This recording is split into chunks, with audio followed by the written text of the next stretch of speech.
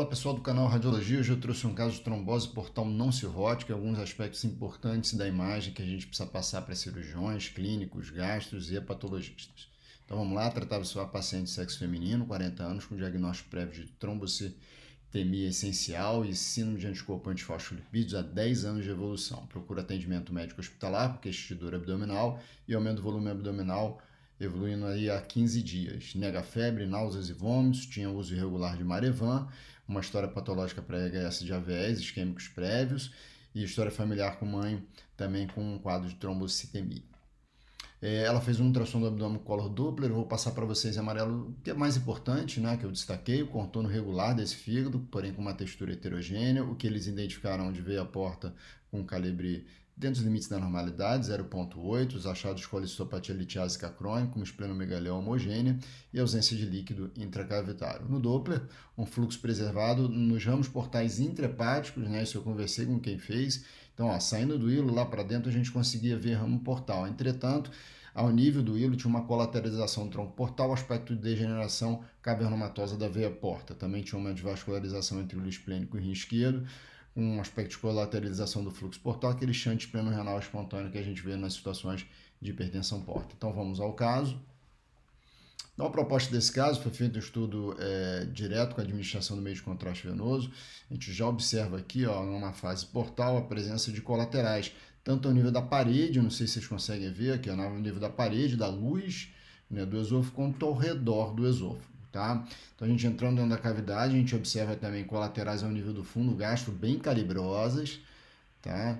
E a nível da parede desse fundo gástrico bem calibrosas, né? Chegando ao nível da região hilar, ó, a gente não vê a veia porta habitual, possivelmente o colega aferiu uma dessas colaterais, e o que a gente chama de transformação cavernomatosa, a substituição da porta por vasos colaterais ectasiados, tortuosos, numerosos. Também a gente via essa ideia na região hilar hepática e mesentérica. E repare que algum desses vasos eles acabam se direcionando para a veia renal esquerda, tá vendo? Algumas colaterais aqui acabam entrando na veia renal esquerda. Ela tem um curso retroaórtico, 17% das veias renais podem ter curso retroaórtico, tá? Fazendo esse shunt espleno-renal espontâneo.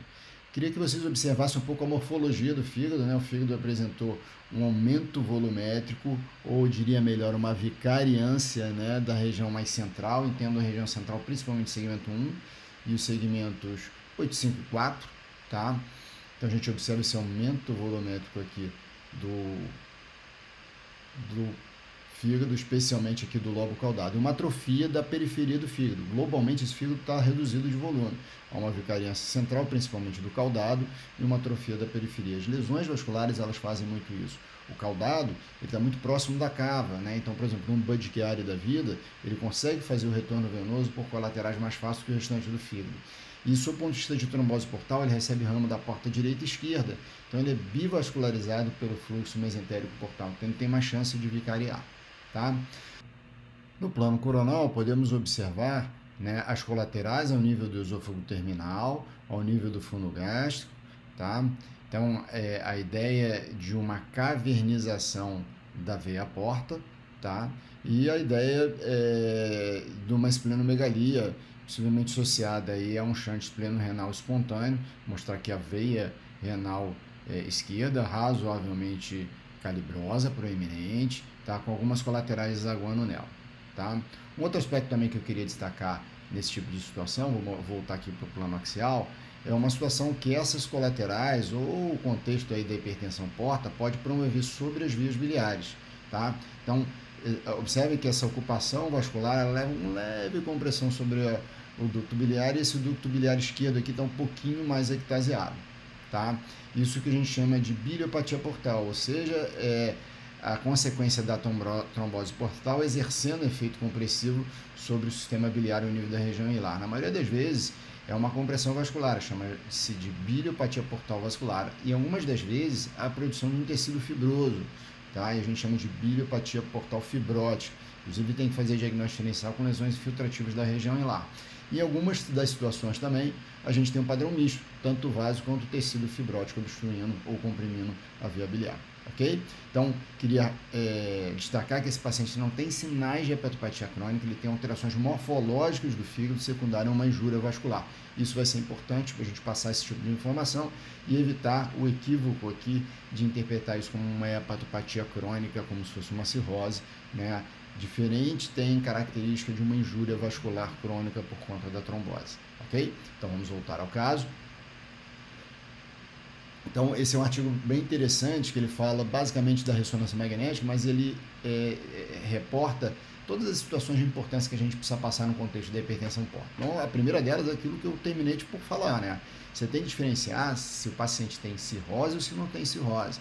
E às vezes as modificações morfológicas que ocorrem no paciente com trombose portal, elas podem simular a hepatopatia crônica. Por que isso é importante? Porque o paciente cirrótico, ele, além de toda a complicação da trombose portal, das colaterais, de eventual possibilidade de sangramento, de varizes do esôfago, ele pode sofrer também a possibilidade de ter um problema de síntese de proteínas que compromete a cascata de coagulação. Então, ele vai ter um problema maior de manejo do que o paciente apenas com trombose portal, que tem a crase, a princípio, dentro dos limites da normalidade. Tá? Um outro aspecto é o entendimento clinicamente disso. Então, a trombose portal, ela vai me dar variz e vai me dar sinais de hiperesplenismo. Então, essa é uma característica clínica que vocês podem correlacionar no dia a dia, diferente do paciente cirrótico, que tem várias outras alterações. É importante a gente entender o momento cronológico onde ocorreu isso. A trombose portal inicial, a gente não tem muita repercussão, basicamente o paciente tem dor, pode ter o próprio coágulo bem identificado do trombo, tá? Entender também que essa trombose, quando ela é mais tardia, o trombo você não vai ver, você vai ver a consequência desse processo obstrutivo, que vem a ser basicamente o desenvolvimento de colaterais, seja ele no hilo hepático, seja ele no hilo esplênico, seja ele no fundo gástrico esôfago terminal associado à esplenomegalia, eventualmente com ascite associado. Tá? A trombose, ela altera os ductos biliares por efeito compressivo do vaso colateral ou do tecido fibrótico ou de ambos, chamada biliopatia portal, e por um mecanismo de alteração da perfusão, ela altera o formato do fígado. Tá? E isso não é um aspecto de hepatopatia crônica cirrose clássico que a gente vê. Geralmente é uma hipertrofia central do fígado, especialmente do lobo caudado, e uma atrofia da periferia do parênquima hepático. E por fim, a diferenciação de trombose plaquetária de tumoral é de extrema importância, porque a trombose tumoral, ou seja, quando o tumor, habitualmente carcinoma hepatocelular, determina essa trombose, ocorre mais em pacientes, obviamente, com hepatopatia crônica, a gente tem um prognóstico muito ruim desses pacientes, impossibilitando, por exemplo, de ir a um transplante hepático. Então, essa informação também precisa constar no relatório de vocês, ok? Então, espero que tenha sido útil e um abraço a todos.